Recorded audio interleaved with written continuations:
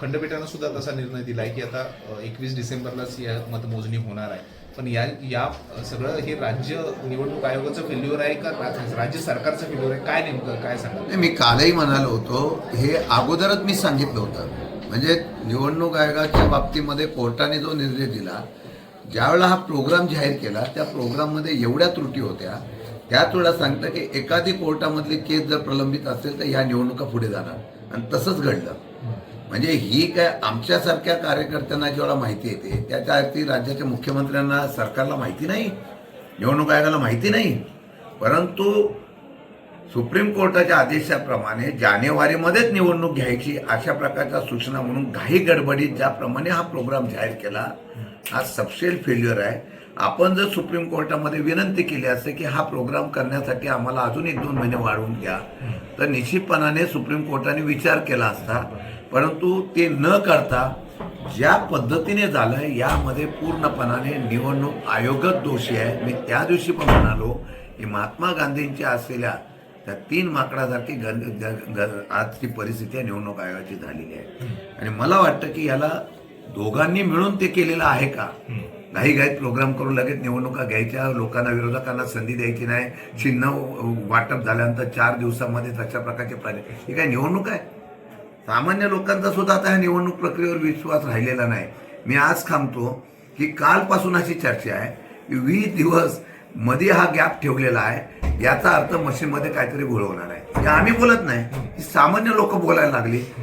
याच्यामध्ये 100% दोन्ही फेल्युअर झालेले असा माझा थेट आरोप आहे. पृथ्वीराज चव्हाणांनी सुद्धा हा आरोप केलाय की हे जे काही दिवस मिळत आहेत याच्यामध्ये मशीनमध्ये काहीतरी घालमेल करण्याचा प्रयत्न होऊ शकतो. तुमचंही काय म्हणणं तसं? 100% आमचं म्हणणं सोडा, तुम्ही कोणत्याही सामान्य लोकांना विचारा, ती लोक सरळ म्हणतील की या 10-20 दिवसामध्ये 10 दिवसामध्ये काहीतरी गडबड मशीनमध्ये होऊ शकते. मग एवढी विश्वासार्हता जर या मशीनच्या बाबतीमध्ये नसेल, सरकार का हट्ट करतं की याच मशीनवर निवडणुका घ्या? मग तुम्हाला तशी शंका लोकांची दूर करायची असेल, निदान पुढच्या निवडणुका तरी तशा होतील अशी अपेक्षा आमच्याकडून निश्चितपणाने त्यांच्याकडे आहे. अतिवृष्टी जी मधल्या काळात झाली होती त्याच्यासाठीचा जो प्रस्ताव आहे केंद्र सरकारकडनं मदतीचा, तो प्रस्ताव अद्याप गेलेला नाहीये. शेतकऱ्यांसाठी वेळ आहे सरकारला? कोण म्हणतं? विधिमंडळाच्या अधिवेशनामध्ये आम्ही ज्यावेळेला विषय मांडला, आम्ही प्रोसिडिंग दाखवली, त्यावेळेला राज्याचे मुख्यमंत्री आणि कृषी मंत्र्यांनी सांगितलं, एक तर त्या कृषी मंत्री खात्यावर त्या मंत्र्यांच्या खुर्चीवर बसायला कोण मागत नाही. शेतकऱ्यांचा शाप आहे म्हणून का काय माहीत नाही, तिथं मंत्री टिकत नाही. त्यावेळेला त्यांनी सांगितलं होतं की आम्ही प्रस्ताव केंद्राकडे पाठवलेला आहे, अजून सर्वेक्षण चालू आहे. केंद्रीय पथक परवाच्या मागच्या 15 दिवसापूर्वी येऊन गेलं आहे. काय केलंय सर्वेक्षण आणि काय रिपोर्ट दिलाय? आणि जो रिपोर्ट दिलाय त्याच्यापेक्षा 1%, 10% सुद्धा रिपोर्ट गेला नाही केंद्राकडं. माझं तर सरळ म्हणणं आहे की असंवेदनशील सरकार आहे. मुख्यमंत्र्यापासून कृषी मंत्र्यांनी ताबडतोब त्याचा राजीनामा दिला पाहिजे, कृषी मंत्र्यांनी राजीनामा दिला पाहिजे. जर अधिकारी कर्मचारी सगळे जर काम करायला फेल झाले असतील तर त्यांनी त्या खुर्चीवर बसावंच का? म्हणजे माणसांनी आत्महत्या केल्यानंतर कर्जमाफी, शेतकऱ्यांनी आत्महत्या केल्यानंतर कर्जमाफी, नुकसान भरपाई अजून सुद्धा दिली जात नसेल, त्यासारखं दुर्दैवानं आहे. जनतेनेच आता यांचा निर्णय घेतला पाहिजे असं माझं मत आहे. समिती एप्रिल महिन्यापर्यंत ह्या सगळ्या गोष्टींची माहिती घेणार आहे, मग प्रस्ताव आम्ही देणार आहे, अशा पद्धतीचं वक्तव्य भरणेंचं आहे कृषी मंत्र्यांचं. माझं कृषी मंत्र्यांना एवढंच मागणं आहे की ज्यावेळेला शेतकऱ्यांना खरी गरज आहे ना, त्यावेळेला त्यांना ती गरज मिळणं गरजेचं आहे. तुम्ही नुकसान झाल्यानंतर 6 महिन्यांनी 1 वर्षाने द्याल, त्याला अर्थ नाही. आणि काय केलं, मुख्यमंत्र्यांनी जाहीर केलं की कर्ज बँकेने त्या ठिकाणी स्थगित करावं, वसूल करू नये. परंतु काही महिन्यानंतर परत ते व्याजासकट वसूल करणार आहे. व्याज थांबवलं का त्यांचं? स्थगिती केलेली आहे. कर्जमाफी करायचं धाडस दाखवा ना एकदा. नाही करणार ते. त्यांना शेतकरी वगैरे यांच्यासाठी काय पडलेलं नाही आहे. माझ्या माहितीप्रमाणे ही आत्ताच्या घडीला सर्वपणाने हे सरकार शेतकऱ्यांच्या बाबतीमध्ये फेल झालेलं आहे. कालच्या निवडणुकीमध्ये बघितलं, मुबलक प्रमाणात दारू आणि पैसे वाटप केले. काहींनी तर अगदी वाहनं आतपर्यंत घेऊन गेले, मतदान केंद्रापर्यंत घेऊन गेले. 4 ठिकाणी राडावाली झाली, अक्षरशः म्हणजे विरोधकांना मारहाण होण्यापर्यंत झाली. ठेकेदारांनी निवडणूक हातात घेतली असं वाटतंय. नाही, ठेकेदाराने नाही, सरकारमध्ये सगळे ठेकेदार आहेत, त्यांना काय करणार तुम्ही? निवडणुकीला उमेदवार कोण दिला? आम्ही बघा आता मगाशी होतो वरती, आमचे उमेदवार जे उभे राहिले ते सर्वसामान्य घरातले कार्यकर्ते उभे राहिले. आणि तुम्हाला कुठं सांगा मी व्हायचं एक उदाहरण मगाशी दिले. एका साधा कार्यकर्ता, साताऱ्यामधले उमेदवार आम्ही दिले, एकदम साधा कार्यकर्ता, पण लोकांनीच निवडणूक हातात घेतली नाही. याला दिली आहे संधी तर साध्या कार्यकर्त्याला निवडून ठेवू. आज काय झालंय या राज्यामध्ये, महाराष्ट्रामध्ये ज्या पद्धतीने पैसा वाटप आणि प्रचंड प्रमाणात दहशत, पोलिसांच्या समोर मारहाण होते, पोलिसांसमोर बोगसवर मतदाराला पळवलं जातं. कालचं साताऱ्यामध्ये होमगार्ड ठेवले होते. पोलिंग बूथवर जर होमगार्ड ठेवत असेल, पोलीस नसतील, काय तुम्ही अपेक्षा करणार आहात? त्यामुळे आता ही निवडणूक प्रक्रिया ही फार्स राहिलेली आहे, फक्त दिखावा राहिलेला आहे. सगळ्या यंत्रणा, प्रशासन, सगळेजण या असलेल्या सत्तेमधल्या पक्षाचे त्या ठिकाणी ते सांगतील तसंच करतात. त्यामुळे मला वाटतं की हा निवडणुका हा नुकता फार्स राहिलेला आहे. दुर्दैव आहे, हे महाराष्ट्रामध्ये सुद्धा तसं होत आहे, याचं दुर्दैव आहे.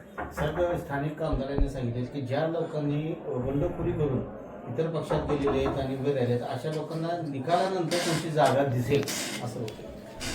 मला वाटतं की मी त्या दिवशी पण सांगितलं होतं की ज्या पक्षाची प्रामाणिकपणाने काम करणाऱ्या कार्यकर्त्याला संधी मिळत नसेल तर त्यावेळेला ते बंड करतात. शेवटी ज्यावेळेला संधी असते त्यावेळेला मिळत नसेल तेव्हा बंड करतात आणि त्यांची जागा दाखवण्याचा प्रयत्न जनतेने त्यांना स्वीकारलेला आहे. त्याचा निकाल काय लागेल तो 21 तारखेला लागेल. 21 तारखेला जर जनतेच्या अंडरकरंटमध्ये काय ऐतिहासिक निर्णय झाला तर तो पण तुम्हाला सातारकरांना पाहायला मिळेल. परंतु मी तुम्हाला खात्री देतो की त्यांच्या असलेल्या कर्तृत्वाची जाणीव ही पक्ष म्हणून शशिकांत शिंदे 100% ठेवेल. त्यांचा मान सन्मान आणि त्यांच्या अनुभवाचा उपयोग हा आम्ही निश्चितपणाने पक्षाला वाढवण्यासाठी घेणार आहोत. मंत्री शिवेंद्रराजेंनी काल एक वक्तव्य केलं की जी MIDC साताऱ्यातली आहेत त्या MIDCला विरोध तुमच्याकडून जास्त मोठ्या प्रमाणात झाला, त्यामुळे उद्योग त्या ठिकाणी येत नाहीयेत, अशा पद्धतीचा एक आरोप त्यांनी केला. नाही, देगावच्या MIDCच्या बाबतीमध्ये दोन विषय होते. एक म्हणजे त्या देगावच्या MIDCमध्ये ज्या शेतकऱ्यांच्या जागा जात होत्या, नियम असा आहे की शेतीच्यासाठी ज्या शेतकऱ्यांचा ती जागा MIDCला द्यायला विरोध असेल कुठेही तर ती जबरदस्ती अधिग्रहण करू नये अशा प्रकारचा नियम आहे, निकष आहे. देगावच्या 90% लोकांचा त्या ठिकाणी विरोध होता की आम्हाला ही शेती आम्हाला पाहिजे, आमची एवढीच जमीन आहे, त्यामुळे त्यांनी विरोध केला होता. तो विषय सभागृहात मी मांडला होता. तो MIDCला विरोध म्हणून नव्हता, तर तो तिथल्या जनतेच्या असलेल्या विषयासंदर्भातून होता. दुर्दैवाने त्या ठिकाणी काही लोकांनी तिथे जमिनीसुद्धा खरेदी केलेल्या असं कळत आहे. MIDCचा हट्टास हा जर तिथं जमिनी खरेदी करण्याच्या संदर्भातून भाव मिळावा असा असेल तर मला वाटतं मी केलेला जनतेसाठीचा विरोध आहे, तर मी चूक केलेलं नाही. मग तसं जर असेल तर आत्तासुद्धा जास्त लांब मी म्हणत नाही, मी मागेही तुम्हाला म्हणालो होतो की सातारा MIDCमध्ये आता औद्योगिकरणाच्या पेक्षा या ठिकाणी वसाहतीकरणाचा प्रयत्न होतो. मग महाराष्ट्र स्कूटर एवढे मोठे सगळे जिल्ह्यामध्ये नेते आहेत, 4 मंत्री आहेत. महाराष्ट्र स्कूटरची जागा तिथं एखाद्या इंडस्ट्रीला दिली असती तर मोठी इंडस्ट्री आली असती. देगावची 100-200 एकर जमीन, त्यापेक्षा इथं 50 एकर जमीन तर रेडी होती. मग ती दिली कोणाला? ती दिली गेली, आम्ही आवाज उठवला, आम्ही तर सत्तेमध्ये नाही, मग ती गेली. आता तिथे काय होणार आहे? छोटे छोटे प्लॉट पाडले जातात आणि स्मॉल स्केल इंडस्ट्री होते का काय मला माहीत नाही, पण ती झालं ना. इच्छाशक्ती लागते, म्हणून मी बोललो इच्छाशक्ती असलं की सगळं होतं. आणि तशा प्रकारे जर जागा अजूनसुद्धा उपलब्ध होऊ शकतात ना. औद्योगिकरणाला इंडस्ट्री यायला बरेच लोक तयार आहेत, फक्त त्यांना जागा पाहिजे. जागा उपलब्ध करण्याच्या संदर्भातली भूमिका झाली तर ती साताऱ्यामध्ये त्या आजूबाजूला सुद्धा बऱ्याच जागा उपलब्ध होऊ शकतात. कदाचित मी प्रस्ताव देतो, 4 मंत्र्यांनी आणि सातारा खरोखर डेव्हलपमेंट करायचं असेल तर साताऱ्यामधून मेढा साईडला जाणाऱ्या भागामध्ये सुद्धा MIDC फार मोठी उभी राहू शकते. त्यांना जर वाटत असेल तर औद्योगिक मंत्र्यांना बैठक लावावी किंवा एकनाथ शिंदे जसे सांगतात फोनवरून इथे MIDC द्या, तसं एखादा फोन लावून द्यावा. आम्ही सांगू कुठे MIDC करायची ती, आणि ती 4-5 दिवसात उद्योगमंत्र्यांनी करून द्यावी. आम्ही निश्चितपणाने त्याला पाठिंबा देऊ. IT पार्कचा प्रस्ताव आमच्याकडे आहे ना, आणि आम्ही प्रयत्न करतोय. कोणी करून द्या, पण IT पार्क होत असेल तर त्याचं स्वागतच आहे. आम्ही सुद्धा प्रयत्न करतो आदरणीय शरदचंद्र पवार साहेबांकडून. 100 एकर जागा मिळाली तर तिथं 100% IT पार्क, जसं पुण्याला हिंजवडे वगैरे ठिकाणी पवारसाहेबांनी आणलं तसं आणण्याचा प्रयत्न आम्ही करणार आहोत. तर साताऱ्यामध्ये सामान्य लोकांमध्ये अशी चर्चा आहे की यंदाचा निकाल जो येणार आहे 21 तारखेला हा निकाल धक्कादायक असण्याची शक्यता आहे. यामध्ये जास्त करून जे बंडखोर असतील किंवा अपक्ष उमेदवार असतील यांच्या शिटा लागण्याची जास्त शक्यता आहे. समजा अशी परिस्थिती निर्माण झाली की आपल्या शिटा आहेत आणि काही अपक्ष मोठ्या प्रमाणात जर लागले तर आपण सातारा नगरपालिका ताब्यात घेण्याचा प्रयत्न करणार आहोत. आणि निकालानंतर ठरवू. पण एक आहे, तुम्ही म्हणता त्याप्रमाणे काही लोकांना वाटतं की आपल्यावर ठरवून अन्याय केलेला आहे. 1-2 लोकांच्यामुळे बऱ्याच ठिकाणी तिकिटी डावलल्या गेल्यात असं त्या लोकांचा सूर आहे, नाराजगी आहे. आणि म्हणून मला वाटतं की निकाल ज्यावेळेला लागेल त्यावेळेला ती परिस्थिती बघून आम्ही निर्णय घेऊ. कारण आमची ताकद आम्हाला माहिती आहे, पण आम्ही सुरुवात केली, साध्या लोकांना उभी करून सुरुवात केलेली आहे. आमची ताकदीमध्ये जो निर्णय लागेल त्यावेळेला जी परिस्थिती प्रस्ताव येईल त्याप्रमाणे आम्ही 100% विचार करू. तुमचा कुठला मुद्दा काय राहिला नाही ना? हां, तुम्हाला कुठला मुद्दा बोलायचा राहिला नाही? आमचेच प्रश्न झाले, म्हटलं तुम्हाला काय बोलायचं असेल तर नाही. माझा कुठला मुद्दा आहे ना?